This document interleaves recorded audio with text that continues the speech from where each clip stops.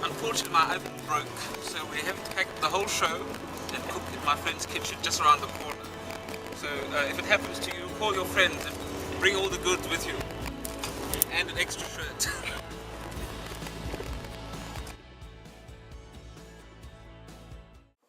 Good evening. We finally got a kitchen which works. My friends have lent me this beautiful kitchen and I'm doing a lovely couple of recipes for you, but the main dish is chicken.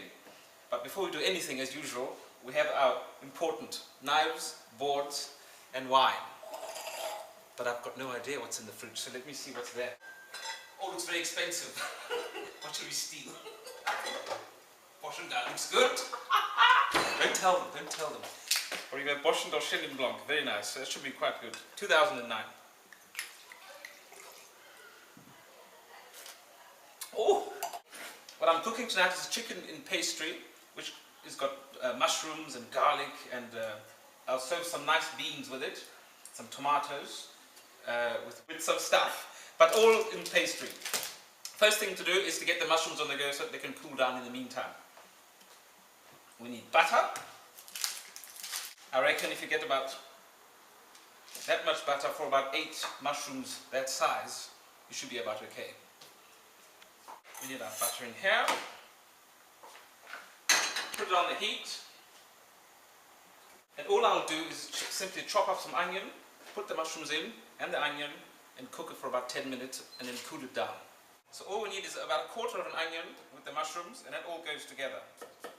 When that's done, it'll go in, be cooking for about 10 minutes and it'll be beautiful. There, so that's that. In goes 2 handfuls of mushrooms. I'm cooking about that much, about 2 or 3 handfuls. With the onion, a teaspoonful of thyme. Meanwhile, what you need to do is get your chicken ready for cooking. But before it goes in the oven, we seal it on a hot pan. So when you've got more wine in your glass, you can continue cooking. It's hard work, this cooking business. So we're going to put the chicken breast in the very hot pan.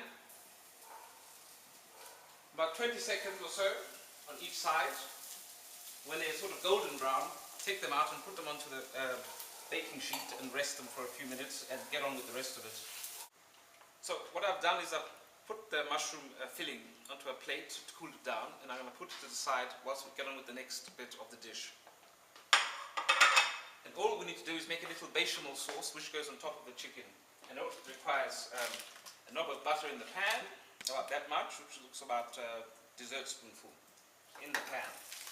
And all it is equal quantities of flour and butter, and stir vigorously. So after about half a minute of cooking, you'll see that the flour settles down and the butter is not bubbling so vigorously anymore. So you need a bit of milk. I reckon about a tablespoon to start with. Stir that in. And you'll see that it looks like it's going to be lumpy, but if you keep stirring, eventually you'll end up with a paste. And you can see it just forming there beautifully. Off the sides. When that's done, you add a bit more milk and continue the same process. Again, keep stirring, returning to the heat, and in about 5 minutes we'll have our sauce.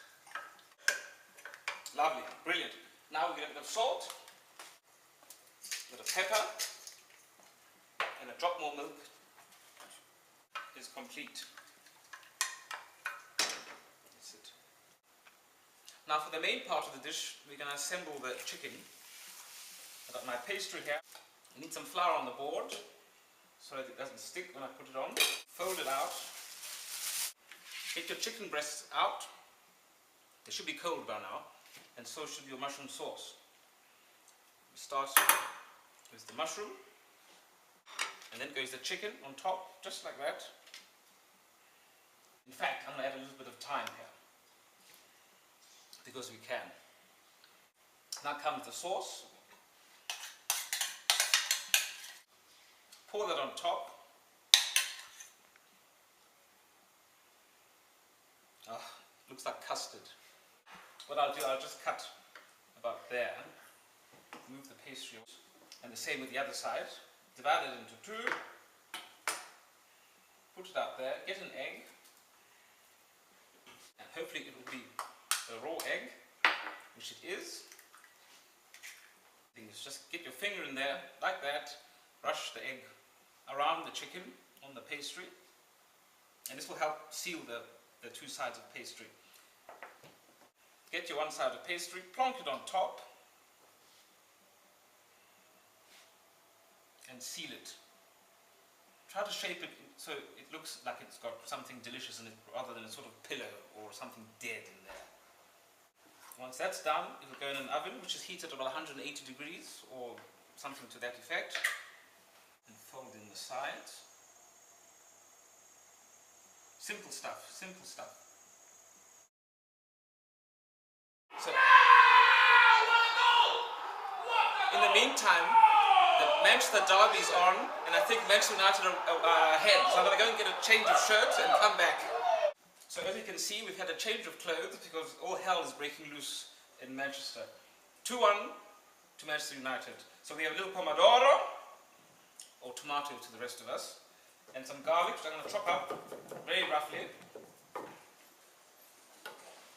When that's done, get your beans ready and put them in boiling water with a bit of salt. About 8 minutes or so. We get our tomato. Sole mio, sta in fronte a te, o sole mio. And it'll taste so much better with the little o sole mio. The tomatoes will go in, and this beautiful balsamic reduction, which is made in Par, another great South African invention. And our reduction goes in about now. And guess what? That's that dish done. Let's check our chicken. I think it should be done now. It's about 23 minutes it's been in for. And it looks absolutely fantastic. A nice crispy golden brown. Put it to the side.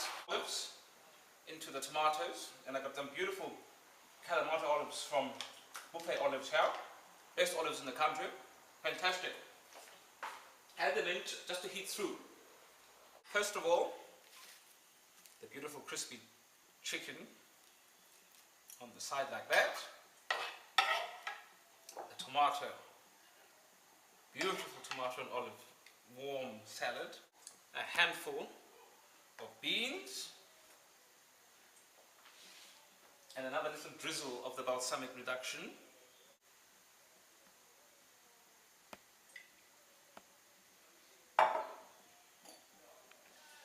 And dinner is served.